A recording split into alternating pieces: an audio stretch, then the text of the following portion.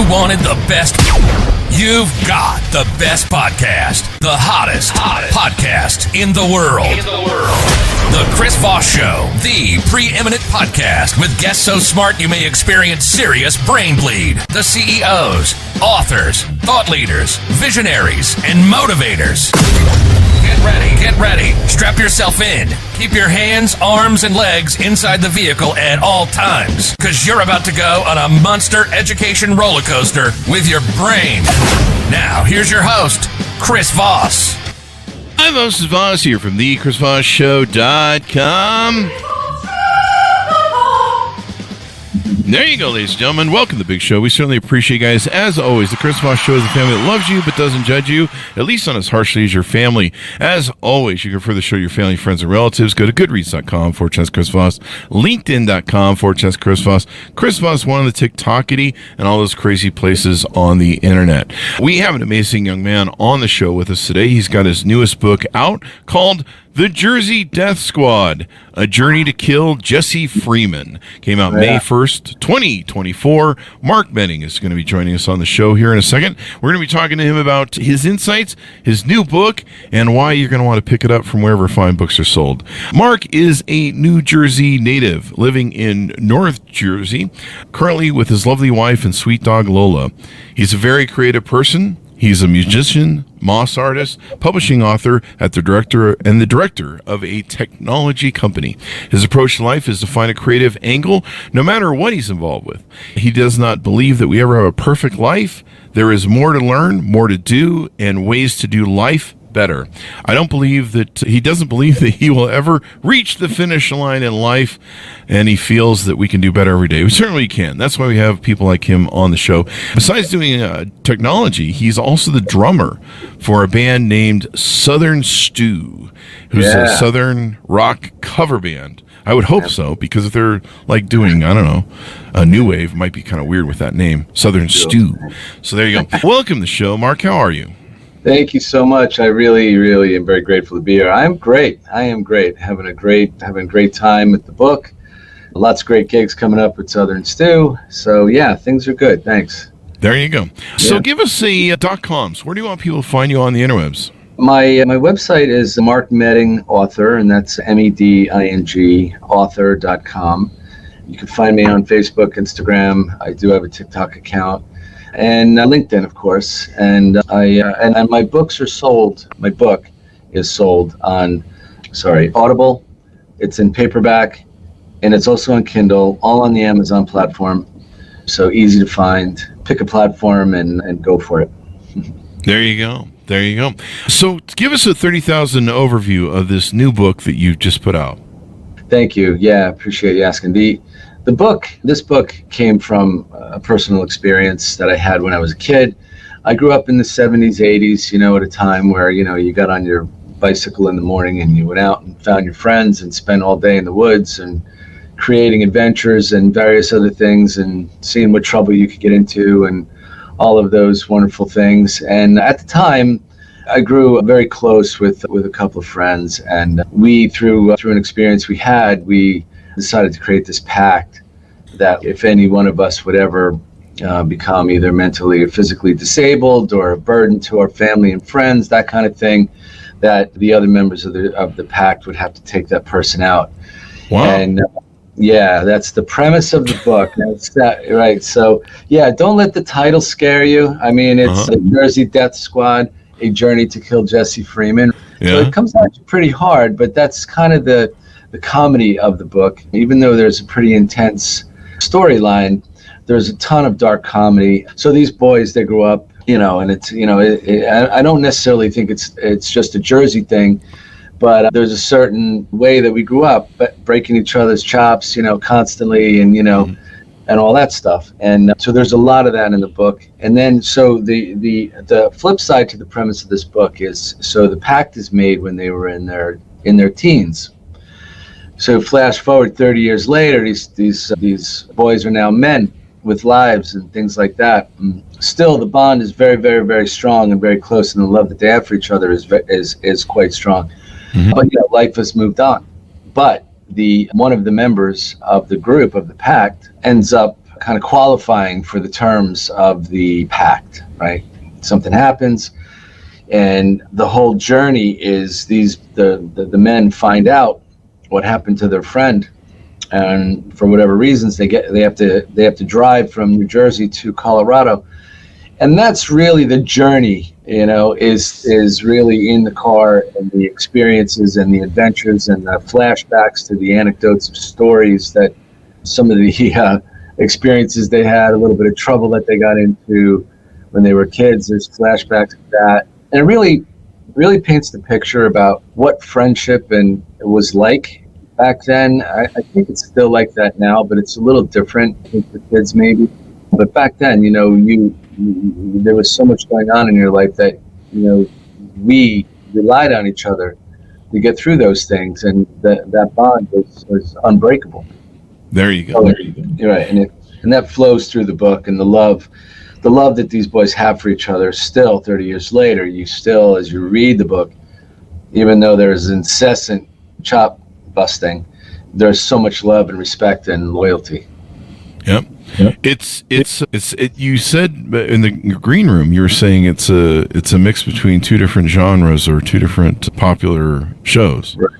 Right. The one of the reviews I got, because the boys are from North Jersey, there's a lot of that North Jersey. If any of you have ever watched The Sopranos, not everybody in New Jersey talks like that, by the way, but just to let you know. But these guys, the main character that narrates the book is Scotty Carollo, and he's a forget about it kind of guy. Hey, yo, what are you doing? Hey, what's wrong with you? That kind of thing. So it's a cross between. It's been described as a cross between The Sopranos and Stand By Me. If you remember that. Sopranos and Stand By Me. I mean, what a great mix and show that was. Yeah. There you go. So what else is there? You mentioned too, it's won some awards. We're working on it. We're getting there. We're ranked on Amazon at this point at number 188, which is pretty huge considering I just launched the book back in May.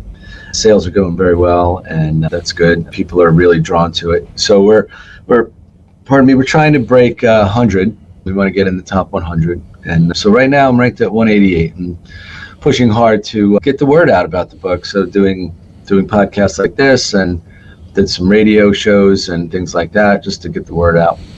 There you go. It's a lot of fun to launch into a book. So this is your first book, correct? That is correct. There you go. What is tell us about your journey through life. I mean, what was the map you went on? You're gone from technology now to where you're writing novels. Right. I'm still in technology. But my overall connection to create has always been there. I've been a musician for a long time, not professionally or anything like that, but I've always played music with friends and stuff like that. It's always been a thing for many years. And I've always gotten into art, and I've created a concert series, and I used to have house concerts in my house, and I was always finding creative ways to bring people together, that kind of stuff, fellowship, whatever. And and the reason why I got to this point to write this book is probably to stop annoying my wife about it, because I just kept saying over and over again how I just thought that this was such a great story, like it could be a great movie or something like that. And I had this thing in my head for, God, had to be 10 years, maybe longer, about this idea. And about 2 years ago, I just started putting pen to paper. And because I was drawing from a lot of personal experience, and some of the characters or blends of people in my life, developing all the characters and the plot and all that stuff wasn't that hard. It was when I really had to dive into the dialogue, that's where it got, that's where the rubber met the road, as they say. But I've always been a somewhat creative guy in my own way, and yeah. So when did you first start writing? 2 years ago.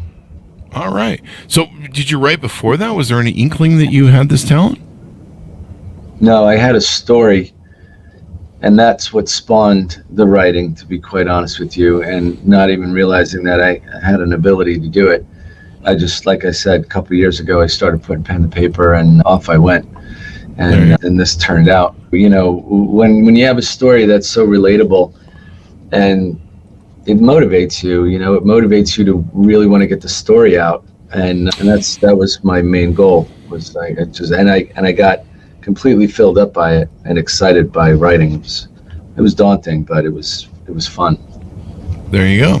It's interesting. We've had so many people like yourself who've gone through life and they do one thing and then all of a sudden they just take a penchant for writing. Sometimes they were always writing from their youth, and then one day the bug hits them. Was there a proponent that?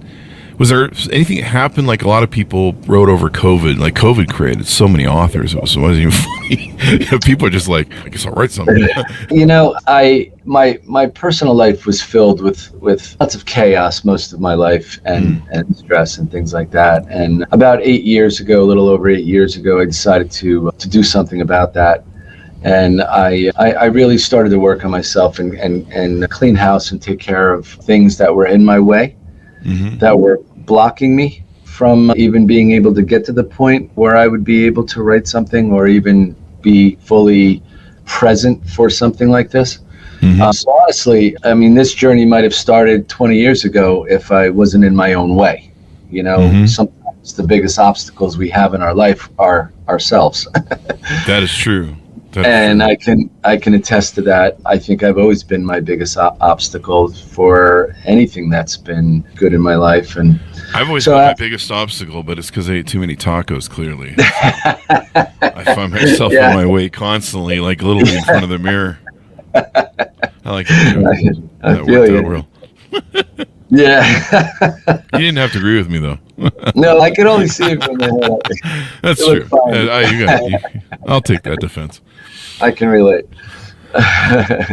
We've all been there. Yeah. All been there. Yeah. Always going to need to get the hell out of our own way, including that gut. Yeah. So, what's the outlook? Do you see future books? Are you working on anything new? Dude, I have so many ideas that I'm like spewing out of my head. So I got to focus. My main focus and goal right now is to really put this book out there, because the response I've gotten has been phenomenal. People are just like, I couldn't put it down. Once I started, I was flipping the pages because I just needed to know what was going to happen. And, it's all you can really ask for when you write something like this. And that's when I wrote it. I wanted that kind of energy to come from it. So I'm just throwing all my eggs in the basket right now of getting this out there.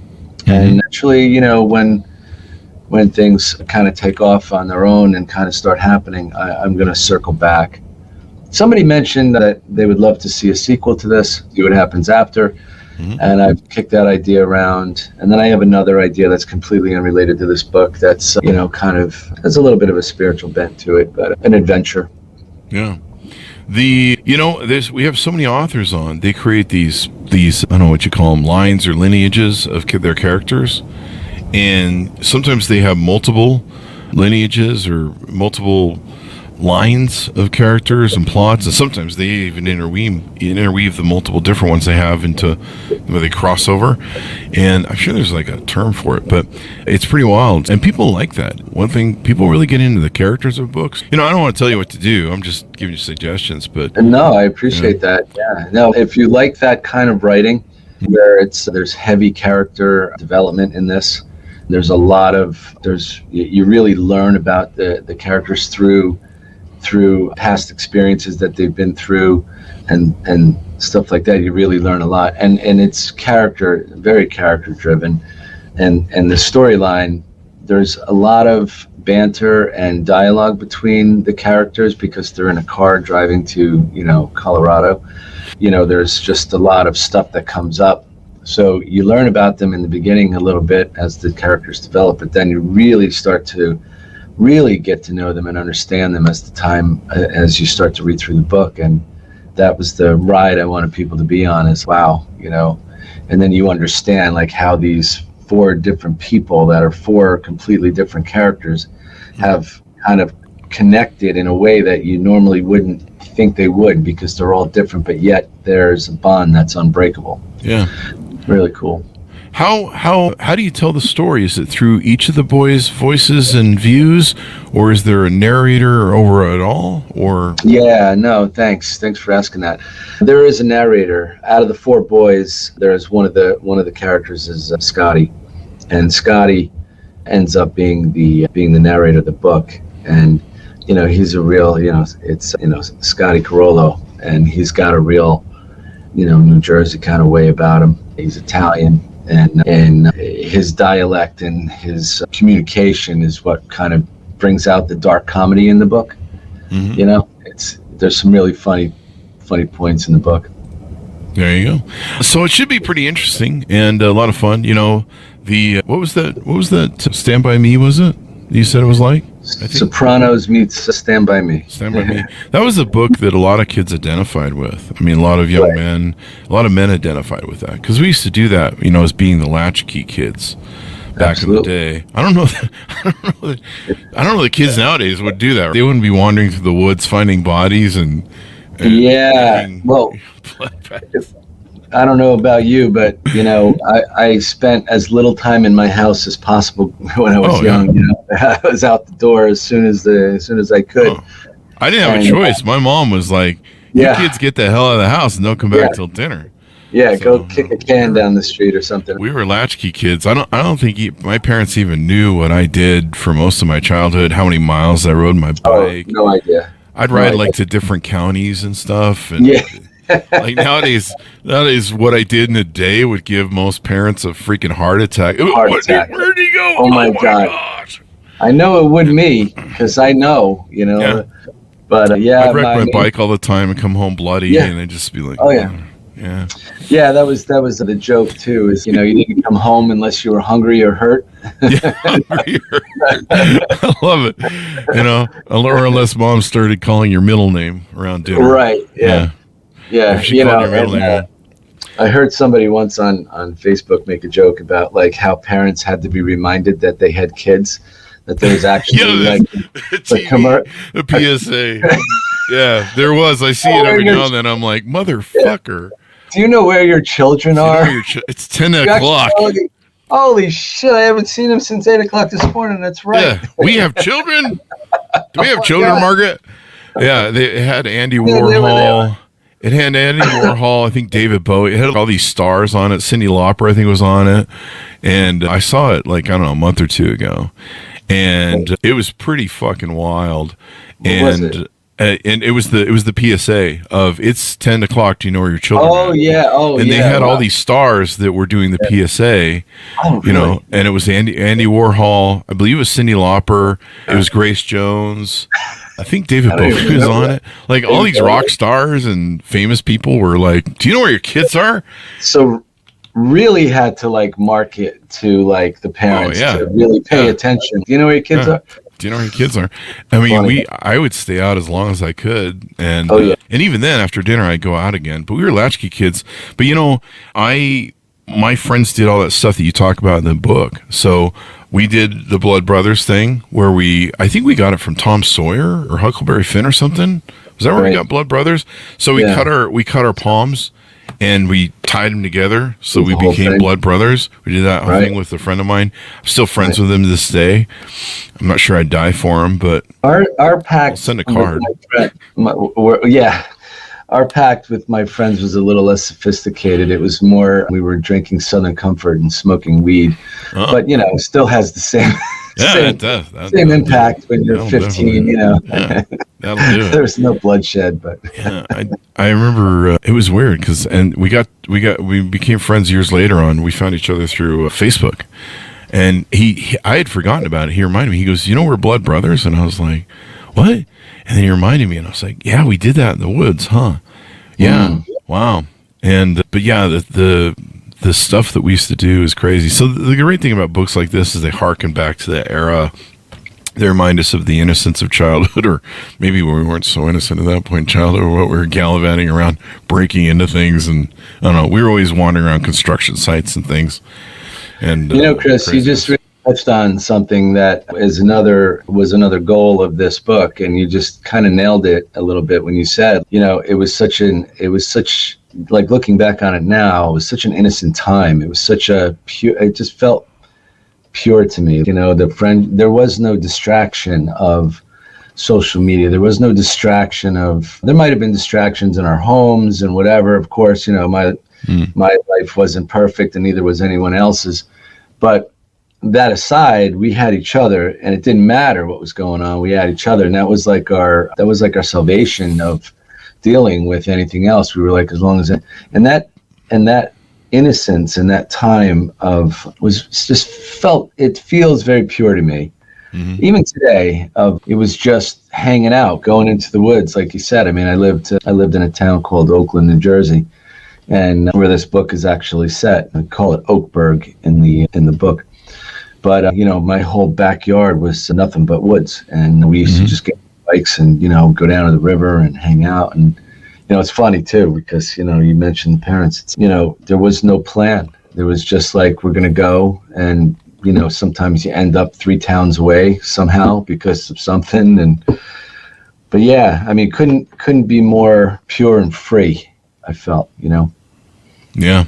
It was such a great time and so many memories, and it's really too bad kids don't have that experience, because we learned survival tools, like how to wrap a bandage around your foot if you stepped on a nail at a construction site. We drank out of hoses. We probably God knows what we ingested with all this hose drinking. And I hope the water was clean back then. I don't know. I would never trust hose water now. I know that in here where I'm visiting in Utah, they run gray water through the hoses. So do they really?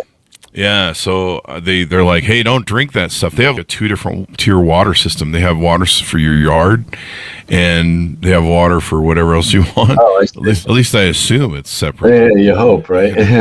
Flint, Michigan, you never know. But yeah, all that hose drinking we did, I don't know, we probably drank, 100 bugs and spiders and who knows what else. I mean, sometimes you just drink from that hose like you'd come across the desert. And yeah, it was weird. You just walk into people's homes and walk right up to their house. I know. Like today, forget about it. You got someone. You get shot if you did it today, like in Texas or someplace. You get shot. What are you doing? Stealing my water out of my hose. It's free. You ever watch Sebastian Maniscalco? No. Yeah, the comedian. No. I probably have seen his stuff. I'm bad with names. I'm good with faces. Yeah, he does a whole bit about when he was growing up, and somebody popped over, came to the house. It was, it was an event. It was company. People are here, right? Oh my God, get out the Sanka and the Entmans, and then he says, now today when someone rings the doorbell, it's like, everybody get down. Who's here? Did you invite anybody? The police. They're gonna kick in the door. Did you invite anybody? Did you invite somebody? What's going on here? Who's at our door? Yeah. Different time these days. Yeah, I mean, even if you got hurt, like I remember, like sometimes I'd be somewhere in a neighborhood that wasn't my own, and if I trashed my bike or got hurt or whatever, I could knock on somebody's door and ask to use their phone and call my mother. Hey, and then they would take out their own bandages and clean it up and make sure you were okay. Like just such a special time, and there's a lot of that. There's a lot of that tone in the book. That's great. Lots of good memories. Yeah, people were more helpful back then. I mean, nowadays you could be dying and bleeding out on someone's front porch, and they're never going to open the door. Yeah, I remember one time in Utah they in the small town I lived in, they would just pour oil on the roads, and then they just dump gravel down, and then just let the heat and whatever soak it into the road. And they just put the new gravel down, and I was riding my bike with a bunch of newspapers, and the newspaper bag went up into the fork somehow, and I endoed the bike. Oh, yeah. I was moving at top speed because this was a BMX bike that I spent a lot of money on. So I fell onto my side and was sliding through this gravel across, and I was moving so fast, and there was a lot of papers with me too. I literally slid across the whole intersection. It was a small street, but it was basically the whole end to end. And then I had to jump up. There was a car bearing down on me and throw me and my bike into a ditch. And so I get up, and I literally have gravel embedded into my elbows, my knees, and probably other parts. But basically, it was so far embedded into the flesh that you could run your hand over it, and it wouldn't come out. It was like still embedded. Like really in there. Oh my God. And I basically just ran on all fours, knees and elbows across this thing. Yeah. Took half the gravel with me. And so I crawled up to the nearest house, which was these little old ladies, this retired lady and an old man, and they had their porch open, and I looked like somebody who walked in off Zombieland. Yeah, like, no. I had a long sleeve shirt on, thank God. I don't know what it did, but so everything is hanging off me and torn open. And I suppose if there had been more zombie movies back then, they would have been Walking Dead. Right. Yeah. He's coming. But they were really nice. They helped me out. They called my parents, and that was a fun trip to the ER room to run up my parents' bills. They hate me ever since. Countless times, man. Countless times. It's funny we lived through it all. Oh my God, how many times I wiped out doing jumps? You know, remember creating those those wood jumps? We did everything to get air. Everything was about getting more air with our bikes. Not very well constructed. Oh yeah, yeah. It was always I mean, I crashed my bike. I crashed my bike so many times. I became artistic at crashing. Like my crashes would move in slow motion. They would slowly. They wouldn't just be like boom, you crash. I'd be controlling them in the crash, but you know, in the end, you'd wipe out. But yeah, you're always jumping off of something. You're like, how much air can we get? How high can we go? Yeah. And then we had the ramps, the freestyle ramps, where you go up the one side and you take air and you come back down the other, whether you're on the bike or not. Yeah, absolutely. Those are great days. We should pass a law that every kid has to go through that experience. I think they at least need to get a little road rash. You know, none of this helicopter parenting crap. You know, ride a bike and hit a pothole and upend, and you know, feel that experience just once or twice in their life. Yeah, you haven't lived until you've endoed a bike. Oh my God! Into your face. I used to go down this hill in Oakland. It's called Yapo, and it's like a hill like this. And we used to I'd have one guy standing on the axle of the back wheel, and then another person on the handlebars, and the three of us would fly down this. I mean, going like you wouldn't even believe, like just insanity, man. One fraction off, and we were goners. No helmets, no pads, no nothing. Just that's the stuff that we were doing when our parents were home, not even knowing what the heck we were up to. You know. Do we have kids? Do we have any kids? Should we? You know, what is this TV commercial telling us we should look for our kids? What's that about? That's right. Yeah. You know, you have kids when all of a sudden the ambulance is called and you have to meet them at the hospital. Oh yeah. That's true. Oh, we have kids. The hospital called. Don't return their calls. Just let it ring through. Put it on the voicemail. Yeah, let them stay there a couple days. Okay, we'll come. That's what I do. I just figure they'll get adopted there at the hospital if you leave them long enough. That's what happened to my kids. So it's been fun to have you on the show. Give us your final thoughts and pitch outs. Tell people where they can order the book on the interwebs, and of course .coms for you. Absolutely, yeah. The book is definitely an adventure. It's fun. It's a quick read. You can find it on Amazon and Kindle, paperback, or on Audible, which, by the way, they just want to mention the Audible narrator. This guy, Anthony Ziello, did it, and he's just phenomenal. Brings Scotty to life like you wouldn't believe. He really got the New Jersey dialect down. My website will be up within the next day or two. All right. I've been working on that, but it's Mark Medding, MEDING, MARKMEDING, author.com. Mm-hmm. And that's it. You know, I think you'll enjoy it. If you can relate to the stories and the growing up and the friendships and everything, then this book is for you. Absolutely. There you go. Thank you very much for coming on the show. We really appreciate it. Thank you, Chris. Appreciate you having me. There you go. Thanks, to our audience, for tuning in. As always, folks, refer the show to your family, friends, and relatives. Order the book wherever fine books are sold. The Jersey Death Squad, A Journey to Kill Jessie Freeman. Out May 1st, 2024, and watch for more good stuff to come from Mark Medding. Thanks so much for tuning in. Be good to each other. Stay safe. We'll see you guys next time. Thank you.